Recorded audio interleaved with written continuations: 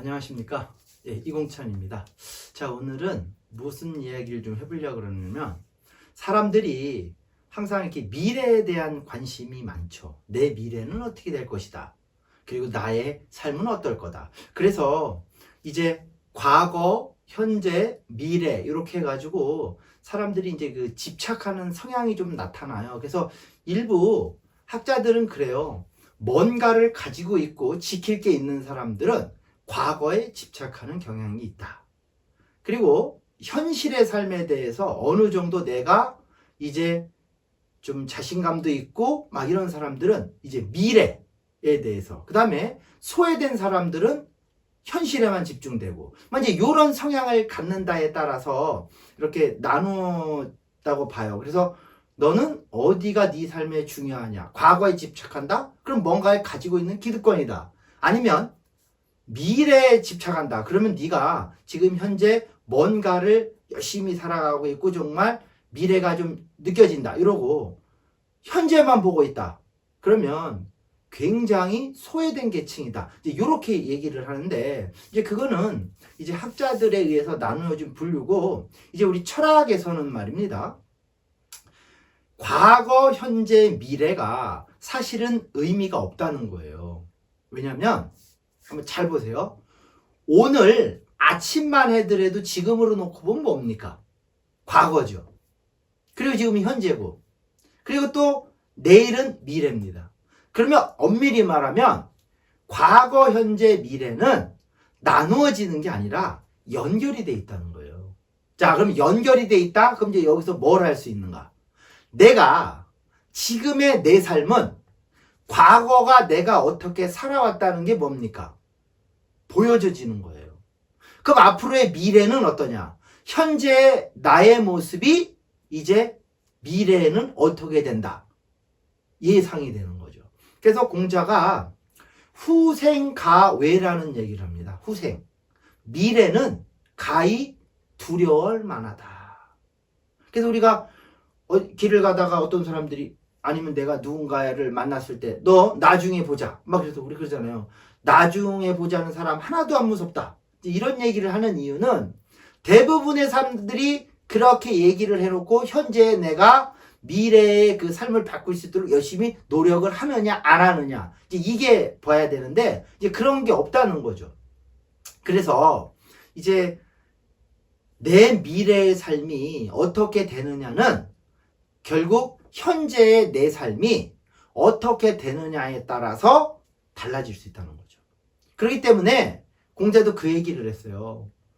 뒤의 삶, 미래의 삶은 가히 두려워할 만하다는 거예요. 왜? 내가 어떻게 현재 노력을 하냐에 따라서 달라지기 때문에. 요런 일례로 이제 제가 들은 이야기를 좀 이렇게 해볼까 하면, 옛날이죠. 이제 저도 학창 시절 지나고 이제 그때가 한 20대 초반인가 있었을 때 이야기인데, 학원회를 이제 잠깐 다닌 경우가 있었어요. 근데 그때 그 학원 선생님이 이제 자기 경험을 토대로 이야기를 하더라고요. 자기가 옛날에 그 야학을 하던 그 선생이었다. 쉽게 말해서 그 대학생인데 야학을 가르치던 그런 학생이면서 선생님이었던 거죠.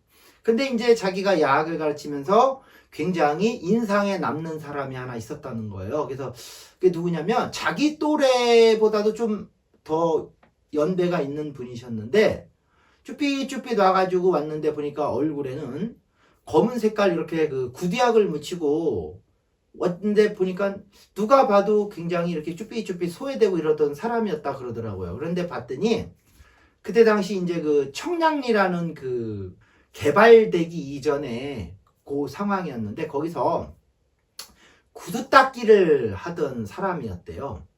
근데 이분이 저기 전라도 섬, 뭐 흑산동가 그쪽 섬에서 초등학교 3학년만 다니다가 서울로 그냥 상경한 거예요. 그러니까 부모님도 일찍 돌아가시고 그냥 혼자인 몸이죠. 그냥 고아였던 거예요. 그래서 서울로 상경을 해서 뭐 이것저것 하다가 이제 구두 닦기 해가지고 그래서 이제 먹고 사는데, 이 결혼을 하셨다고 그러더라고요. 근데 이제 부인은 그분보다 배움이 좀 해서 그때 당시에 구로공단에서 그 중학교를 졸업한 그 여공이었대요. 그래서 이제 부인이 늘 남편한테 하는 얘기가 사람은 배워야 됩니다. 특히 남자들은 더군다나 그 배워야 된다라는 걸 늘 옆에서 얘기를 했대요. 그래서 이분이 뭐 초등학교 지금은 그때 국민학교죠. 국민학교 졸업장도 없고 그러니까 그러면 내가 이제 야학을 한다고 온 거예요. 그래서 그때 자기가 초등학교 검정고시 되고 중학교 검정고시까지 하는 거 보고 이제 자기는 이제 야학을 그만뒀다 그러더라고요. 그래서 이제 뭐 학교 이래저래 뭐 군대도 가고 학교 졸업하고 한 10년이라는 시간이 지났는데 그러면서도 늘 자기는 그 학생이 어떻게 됐을까 늘 궁금해 했다 그러더라고요. 그래서 이제 그분이 그러다가 강원도 지역에서 무슨 이제 이렇게 학원 쪽 일이나 아니면 뭐 교육 쪽 관련된 일을 하다가 무슨 약간 송사 비슷한 일이 있어가지고 거기 법원 쪽에 갈 일이 있었대요. 그래서 이제 자기가 가가지고 이렇게 복도를 지나고 있는데 누가 자기를 딱 잡고 선생님이 그러더라는 거예요. 그래서 자기는 뚝 보고 누군지를 모르겠다는 거죠. 그래서 누구시냐고 했더니 절 모르겠냐고 그러더라는 거예요. 그래서 예 그랬더니 그때 그 구두 닦기라고 그러더라는 거예요.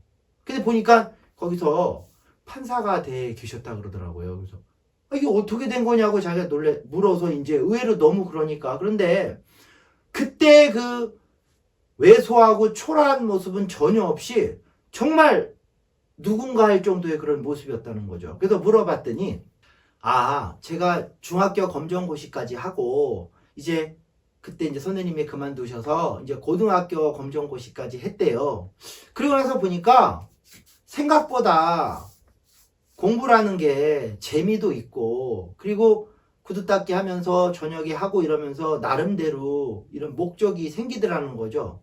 그래서 그러면 내가 대학을 갈 형편은 안 되니까 혼자 할 수 있는 게 없을까 하니까 이제 공무원 시험을 준비했겠죠. 그래서 하다 보니까 이제 사시를 했던 거죠. 그때 당시에. 근데 이제 거기에 합격을 해서 그렇게 됐다는 거예요. 그래서 그분이 정말 충격이었으면서 이게 사람이 진짜 미래는 아무도 알 수가 없구나. 그래서 우리가 왜 쥐구멍에도 벼뜰날이 있다는 이야기가 미래는 정말 예측을 할 수 없다는 거죠. 현재 내가 어떻게 하냐에 따라서. 근데 여기서 이제 중요한 거는 그러면 현재에 아무런 노력도 안 하면서 미래가 바뀌냐? 그거는 아니라는 거예요. 그래서 공자도 후생 가해를 이야기해요. 앞으로의 미래는 가히 두려워할 만하다. 하지만 리밋을 걸죠. 뭐라고? 40, 50이 되어서도 그 두려워할 만한 대상이 안 되면 그건 두려워할 것이 안 된다는 거예요. 그러니까 뭡니까?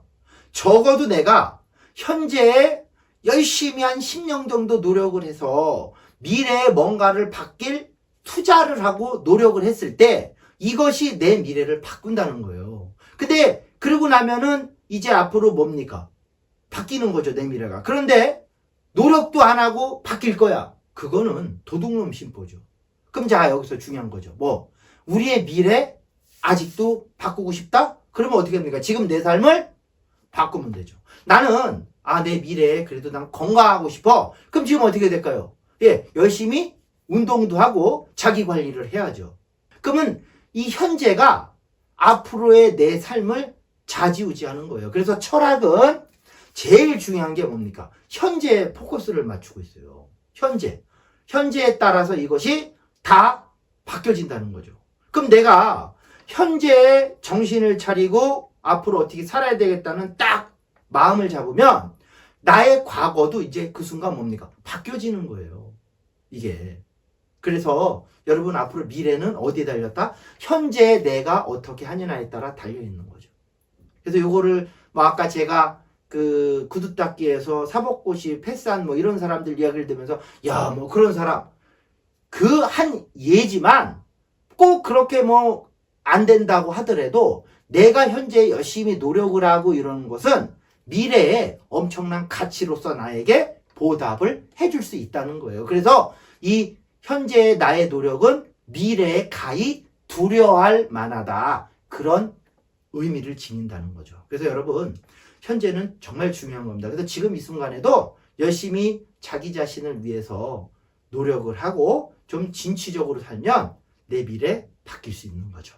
자, 오늘은 여기까지 하고 또 다음에 다른 주제로 또 찾아뵙도록 하겠습니다. 감사합니다.